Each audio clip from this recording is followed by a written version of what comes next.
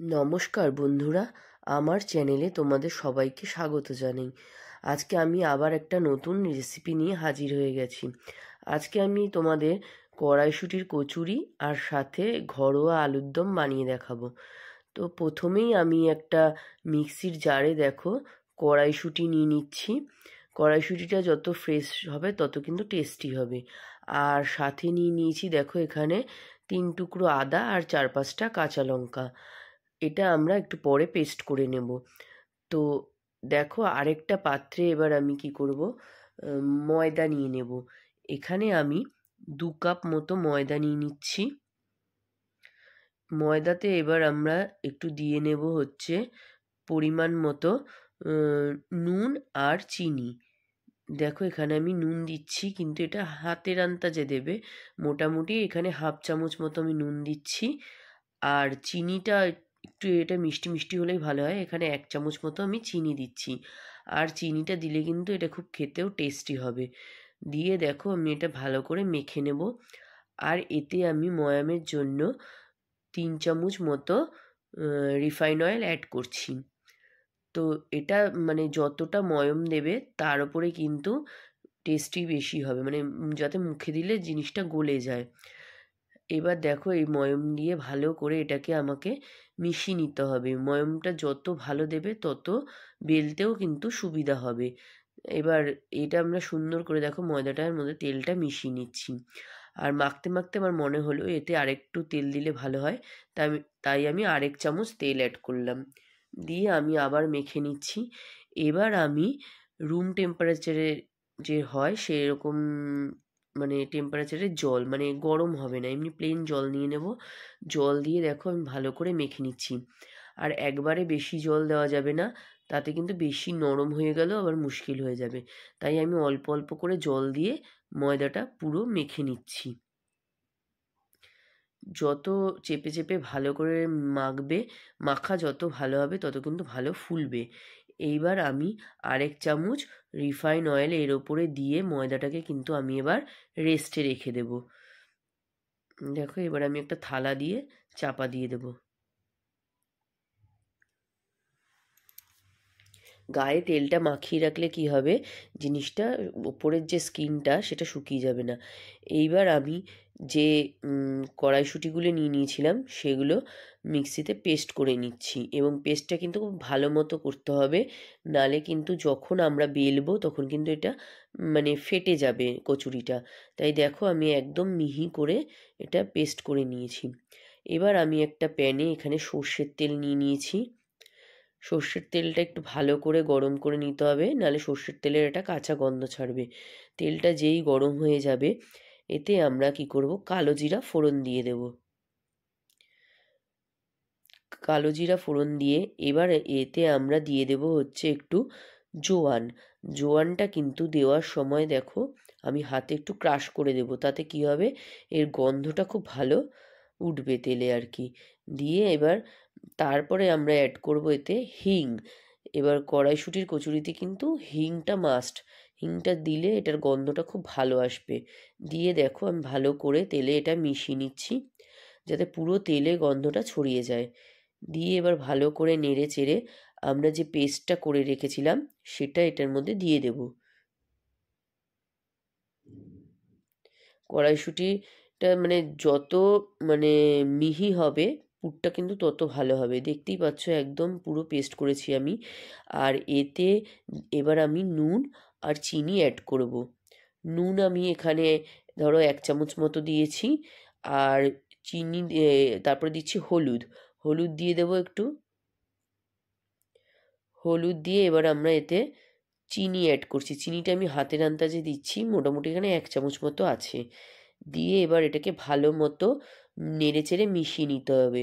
আর এটা ক্রমাগত নেড়ে যেতে হবে, নালে কিন্তু নিচে লেগে গেলে কিন্তু জিনিসটা মানে মানে এমন বাজে হয়ে যাবে যাতে ওটা মানে বেলতে আমাদের খুবই অসুবিধা হবে এবং ফেটেও যাবে কচুরিটা।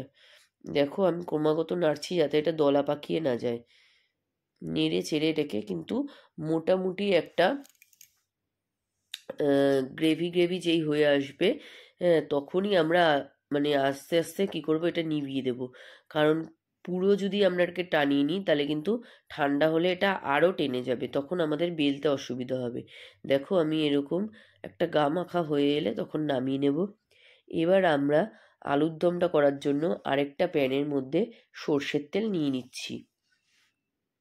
সর্ষের তেলটা ভালো করে গরম হয়ে গেলে এইবার আমরা আগে থেকে প্রেসার কুকারে নুন আর হলুদ দিয়ে আলু সিদ্ধ করে রেখেছিলাম। এটা কিন্তু নতুন আলু দিয়ে করছি আমি, যেহেতু এটা শীতের সিজনে করছি তাই জন্য কড়াইশুঁটির সঙ্গে কিন্তু এই নতুন আলুর দমটা খুবই ভালো লাগে।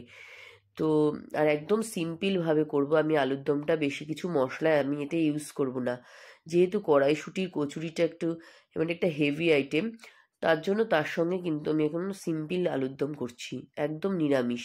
যে কোনো নিরামিষের দিনেই কিন্তু তোমরা এটা খেতে পারো। এইবার কি করব, তেলের মধ্যে আমি হালকা হাতে এটাকে নেড়ে চেড়ে নেব।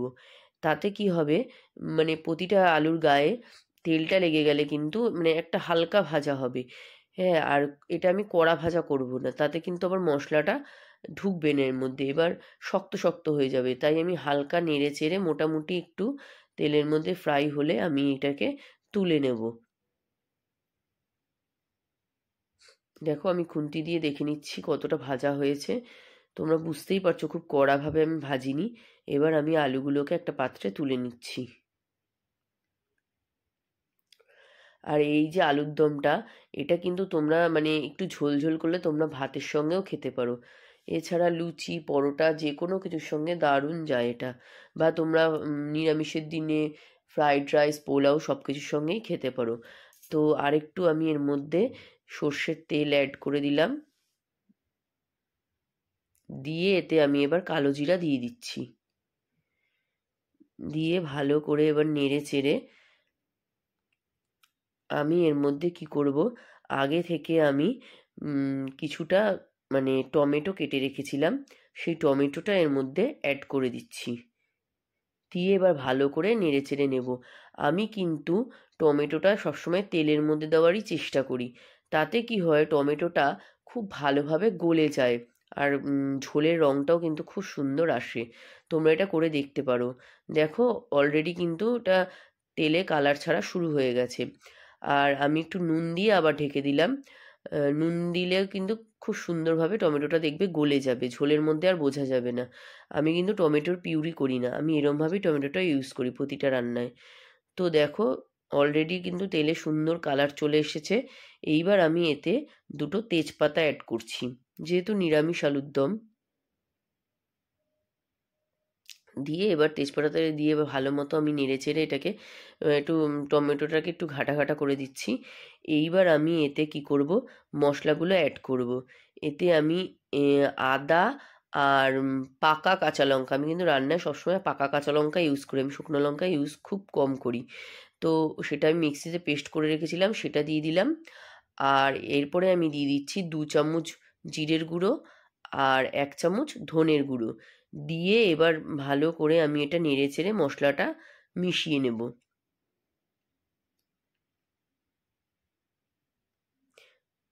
এইভাবেই তোমরা কিন্তু মানে আলুর দমটা বানিয়ে নিতে পারো।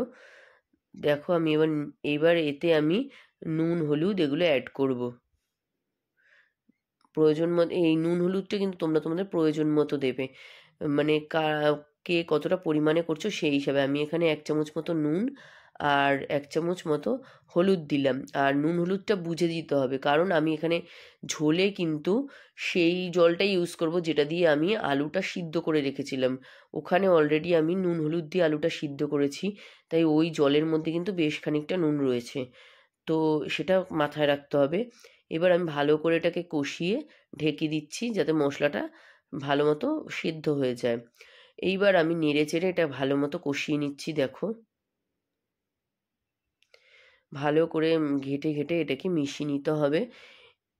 এরপরে আমরা এর মধ্যে দেখো চিনি অ্যাড করছি।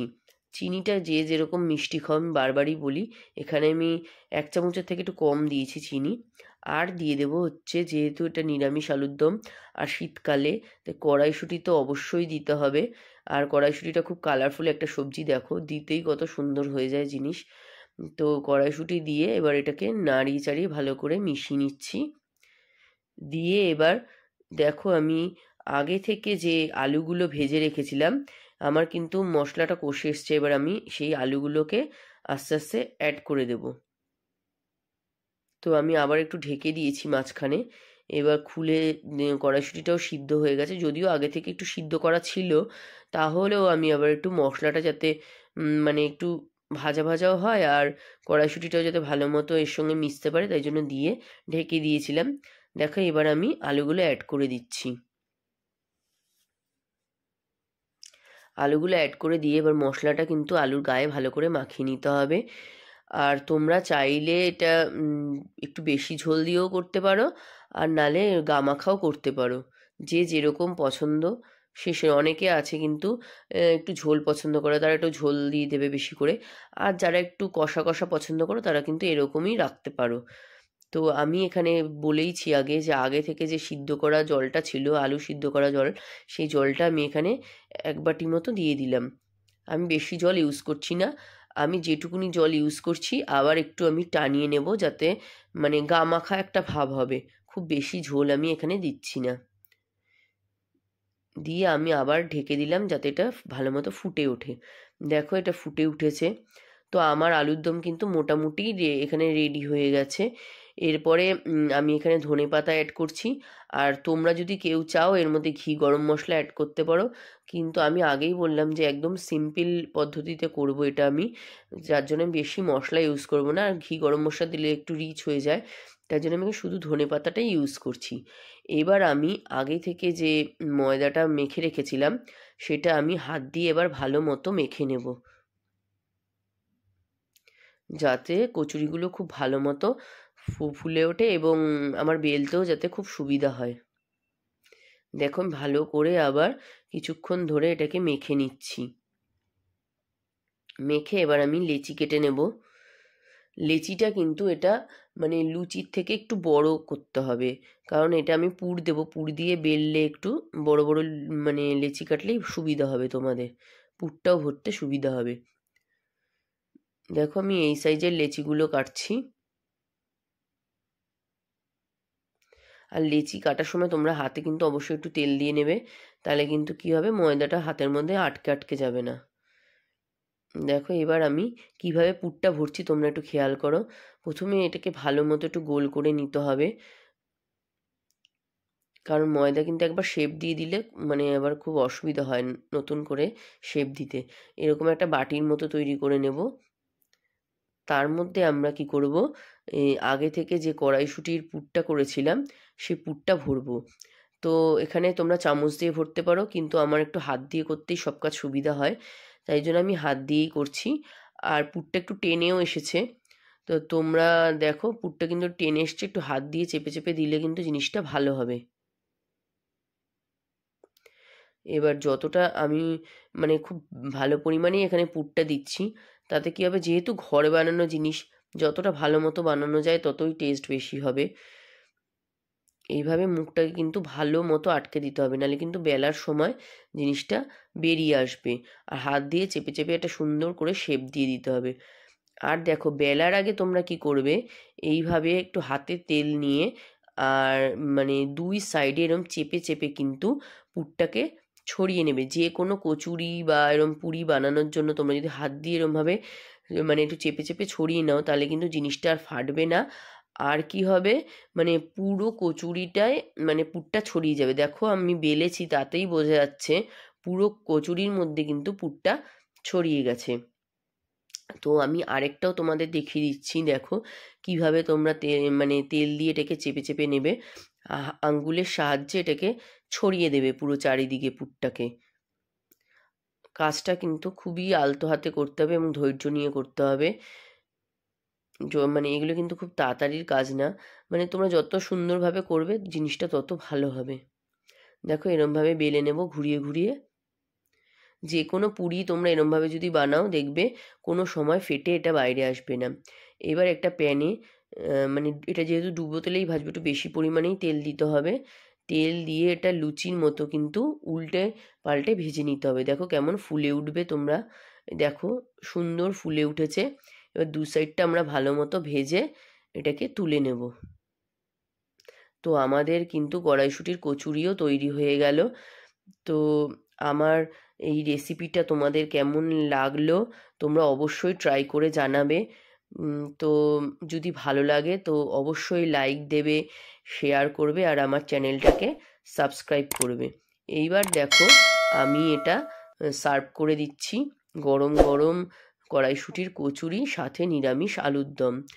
তো দেখতে তো খুবই টেস্টি হয়েছে এবং সত্যি বলছি মানে খেতেও যারা খেয়েছে সবাই কিন্তু বলেছে খুবই টেস্টি হয়েছিল। আর এই নিরামিষ আলুর দমটা আমার খুবই ভালো লাগে।